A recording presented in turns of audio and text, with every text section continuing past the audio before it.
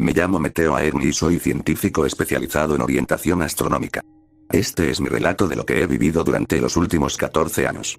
Trabajé para la Organización Europea Combinada del Espacio y la Investigación, CENI, que oficialmente no existe como tal para la agencia estadounidense.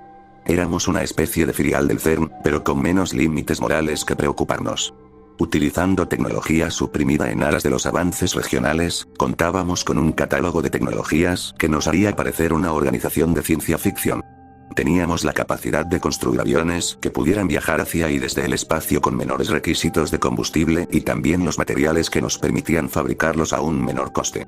En 1998, un científico llamado Alonso tuvo acceso a los archivos negros del Vaticano.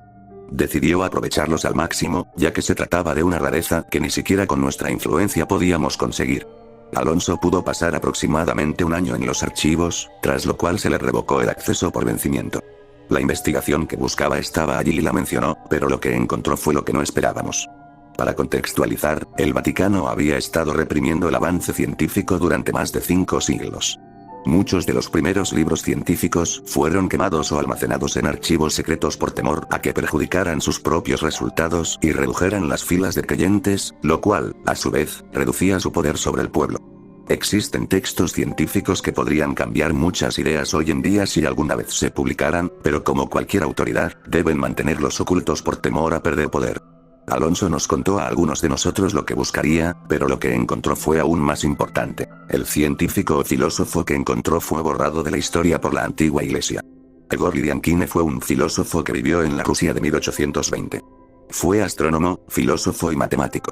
Su pasado no es importante, pero su legado sí lo es. Descifró, a falta de un término mejor, una ecuación matemática que predijo la trayectoria que seguiría nuestro sistema solar durante más de 100 años. Aunque rudimentariamente, utilizamos otras fórmulas de Einstein, Hawking y otros para refinarla.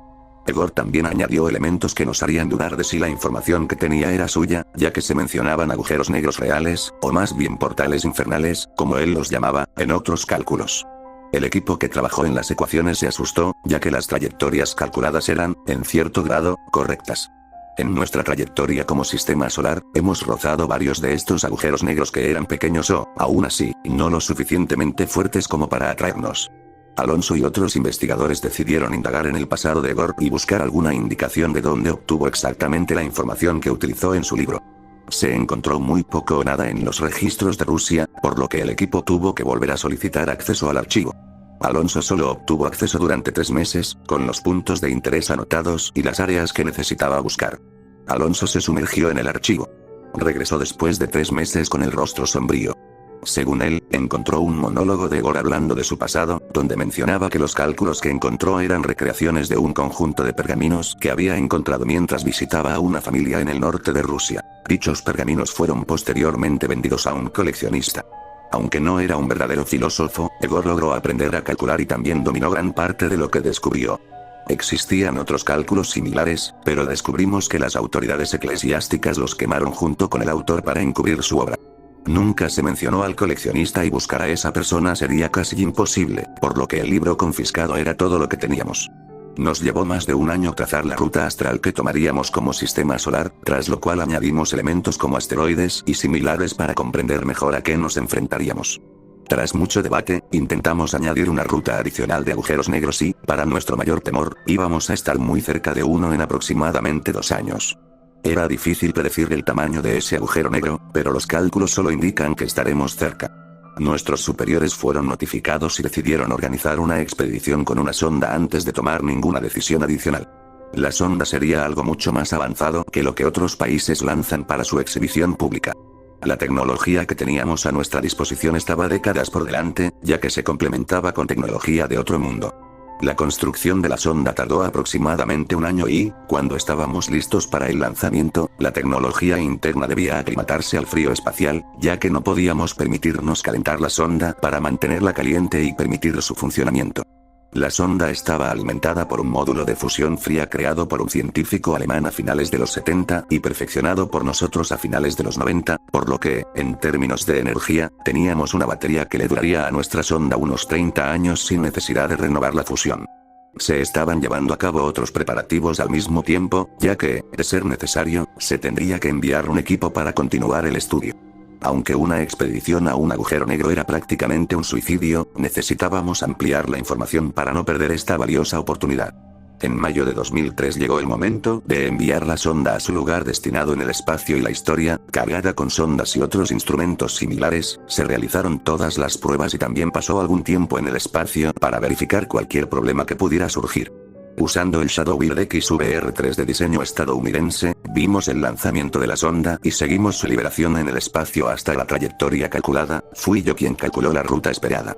Usando la IA avanzada que teníamos a mano, pude obtener una ruta hacia la ubicación del agujero negro que, según los telescopios espaciales, aún no existía.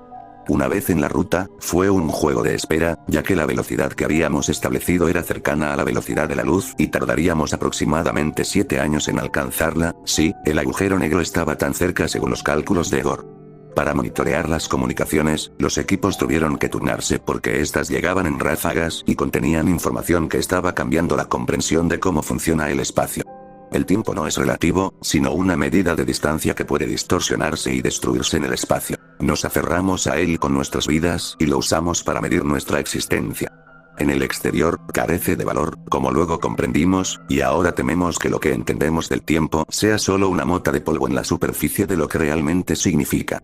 Después de aproximadamente 3 años, la sonda envió una comunicación indicando que había llegado a su destino. Las comunicaciones que envió fueron nada menos que una revelación.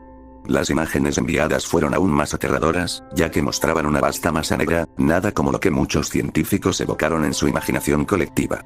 No había anillos de fuego que rodearan la masa ni era redonda, sino más bien como un círculo desalineado.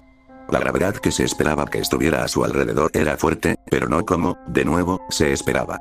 Era más ligera y la luz que se suponía que se deformaría a su alrededor estaba siendo absorbida. Las imágenes pueden ser claras en algunos aspectos, pero no lo muestran todo. El tiempo para viajar no era lo que habíamos calculado, por lo que cambió la forma en que tuvimos que ajustar nuestros cálculos de ruta. Todo nuestro equipo tuvo que rehacer muchas ecuaciones y en cada turno tuvo que descartar lo que pensábamos de cómo existía el tiempo en el espacio. Nuestros superiores decidieron enviar un equipo pequeño, ya que era la única manera de obtener más información sobre lo que enviaba la sonda. 2 meses después del mensaje de llegada confirmada, se detuvo, lo que reforzó la necesidad de enviar un equipo. No estábamos contentos con la decisión, pero era lo que se necesitaba. El equipo debía estar formado por personas sin contactos y que no se les echaría de menos. De esta forma, no habría preguntas indeseadas si no lograban regresar. La nave a utilizar es el transbordador espacial Shadowbird XVR-10, que se utiliza para viajar a la base lunar. Era capaz de realizar el viaje, pero lo único que no habíamos descubierto era la gravedad artificial, por lo que los astronautas tuvieron que usar botas magnéticas para desplazarse por su interior. Solo nos tomó 5 meses realizar los preparativos necesarios, pues ya habían comenzado antes del lanzamiento de la sonda. Habían pasado 4 años y 5 meses, así que el tiempo apremiaba.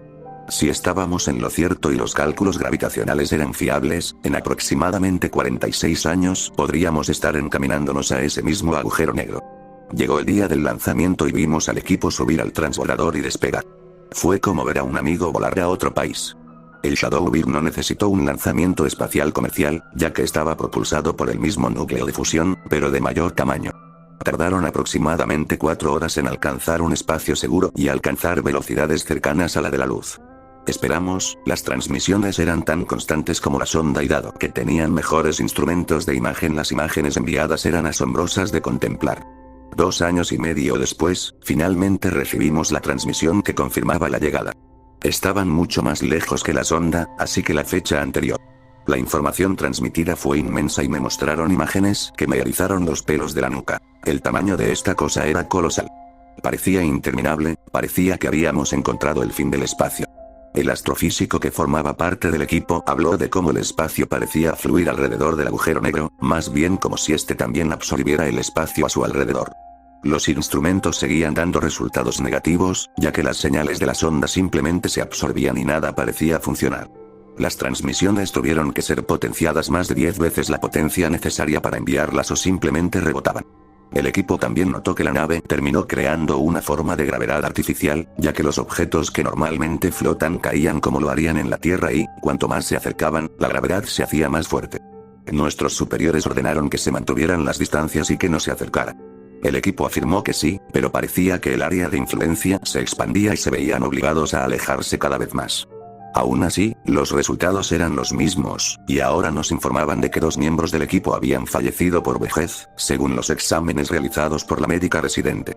Esta mencionó que sus células estaban envejeciendo mucho más rápido que durante el tiempo que pasaron en el área de influencia de la Fortaleza Negra. El equipo había envejecido 20 años y solicitaban regresar.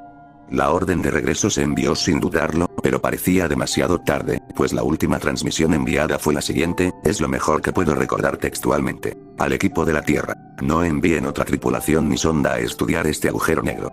Es como un ser vivo e intenta concentrar su energía en todo lo que percibe. Lo descubrimos demasiado tarde. No podemos decir quién es esta criatura o Dios, pero vimos algo moviéndose bajo la superficie al revisar las imágenes. Hay algo aquí que nos busca. El tiempo se ha acelerado por lo que podemos ver. Los instrumentos avanzan con normalidad, pero en realidad es como un río que rompe su presa. Por favor, deténganse. 3 días después de la comunicación, la señal se cortó. El tiempo de recepción indicaba que la distancia al agujero negro se había reducido considerablemente y, según mis cálculos, estaba a no más de 20 años de nosotros.